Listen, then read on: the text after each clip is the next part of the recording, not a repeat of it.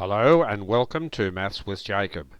This lesson will focus on index laws summarised. This video presents a brief summary of some of the index laws that can be used when multiplying or dividing algebraic terms together.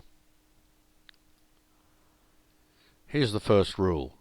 When multiplying terms that contain the same pronumerals, we are allowed to add the powers or indices. Let's look at some examples. Number 1, m squared multiplied by m to the power of 3 equals m to the power of 5.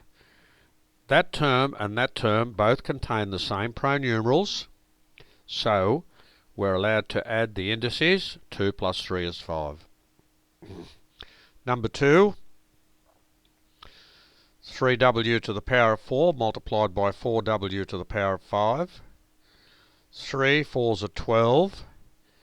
W to the power of 4 multiplied by w to the power of 5 is w to the power of 9, because that pronumeral is the same as that one, so we're allowed to add the indices. And in a similar fashion for number 3, 4 5s are 20. M to the power of 3 times m to the power of 4 is m to the power of 7. Y squared times y to the power of 6 is y to the power of 8. The next rule. When dividing terms that contain the same pronumerals, we can subtract the powers or indices. So m to the power of 8 divided by m to the power of 3 is m to the power of 5, because 8 take away 3 equals 5. The reason we're allowed to do that is because those pronumerals are the same. 12k to the power of 9 divided by 3k to the power of 4. 12 divided by 3 is 4. K to the power of 9 divided by k to the power of 4 is k to the power of 5, because 9 minus 4 equals 5. Example 3.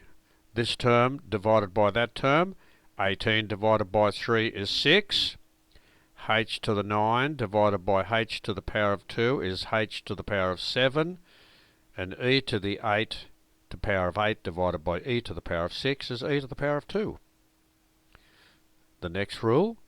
When an algebraic expression in brackets is raised to a power, multiply that power by the indices inside the brackets. So, basically, we have m squared, and that's all raised to the power of 3. So we're allowed to multiply the indices together. 3 2s are 6. Second example, that term in there is raised to the power of 4. Now remember, the rule says multiply that power, that's the one outside the brackets, by the indices. We don't multiply it by the 3. What happens with the 3 is that that's 3 to the power of 4, which is 3 times 3 times 3 times 3. So that's 81. Now we can multiply the indices together. H squared to the power of 4 is h to the power of 8, because 4 2s are 8.